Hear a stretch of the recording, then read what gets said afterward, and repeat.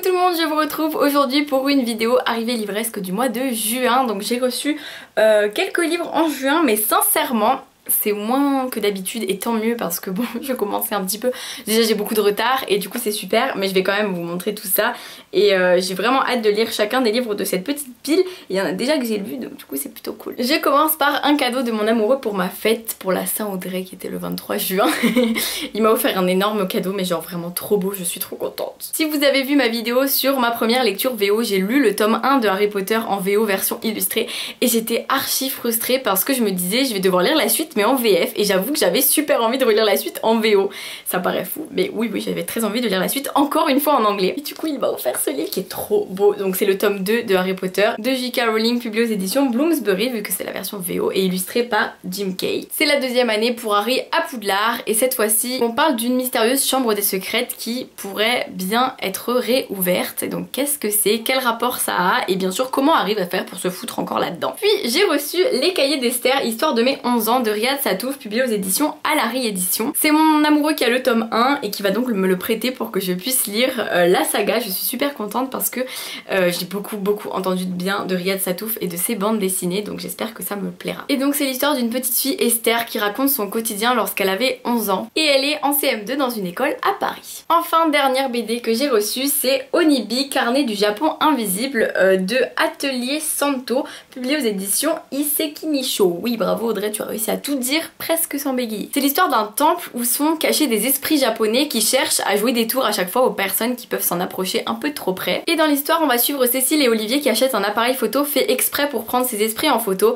et à travers ces photos et leur tentative de prendre des photos de ces esprits, on va un peu découvrir l'univers du Japon, à la lisière entre la réalité et la fiction, le fantastique même. Donc j'ai vraiment hâte de découvrir un peu le Japon à travers cette BD et je vous en dirai des nouvelles, mais si vous aimez le Japon je pense vraiment que cette BD va vous plaire.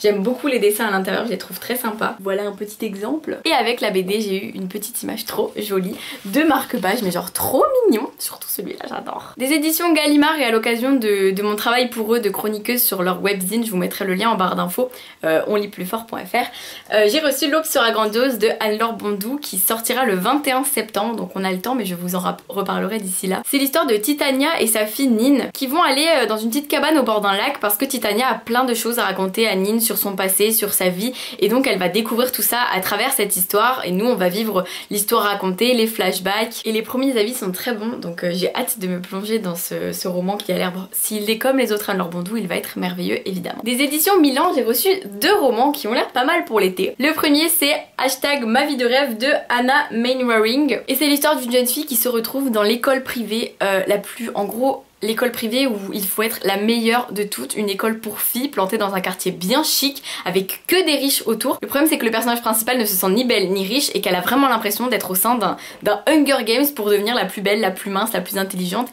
Et en fait ça a l'air juste horrible mais ça donne envie parce que c'est vrai que vu d'extérieur les gens vont penser qu'elle a une vie de rêve, mais certainement que elle le vit pas aussi bien. Puis 16 ans, 2 étés de Aimé Friedman, publié aux éditions Milan encore une fois. Ça a l'air pas mal intéressant parce qu'en fait Summer elle va quitter les États-Unis pour aller rejoindre son père en Provence le temps des vacances d'été. Et juste avant de prendre l'avion, c'est ça, hein, son téléphone sonne.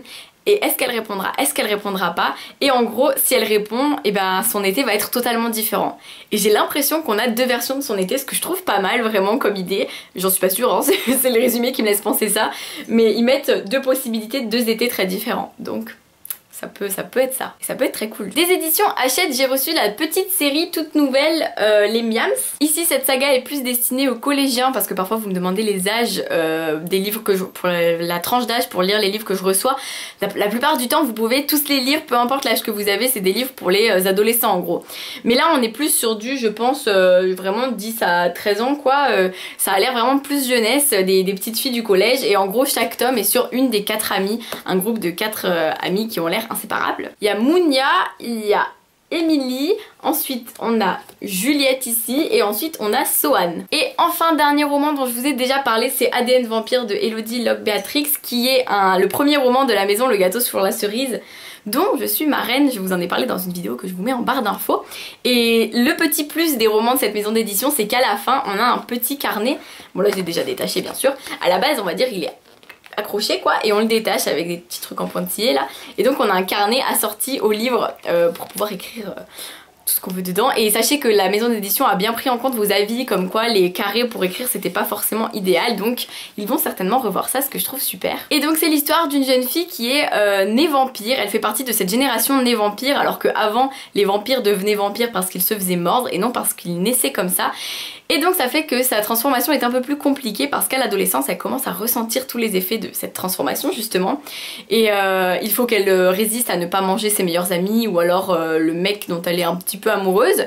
Et en même temps elle va rencontrer un autre garçon qui est de la même génération qu'elle et elle a un peu peur qu'il puisse être mêlé à des complots bizarres parce qu'il y a des morts étranges qui se passent autour d'elle. Donc voilà, c'est vraiment un livre plein de rebondissements, plein de suspense que j'avais adoré. Et voilà, comme vous le voyez, il y a quand même moins de livres. En plus, j'en ai déjà lu un. J'en ai lu qu'un, j'avais dit que j'en avais lu plusieurs, en fait non. Mais n'hésitez pas à me dire en commentaire s'il y en a qui vous tentent, si vous les avez lus, vos avis, tout ça. Et sur ce, moi je vous fais plein de bisous, je vous dis à très vite pour une nouvelle vidéo.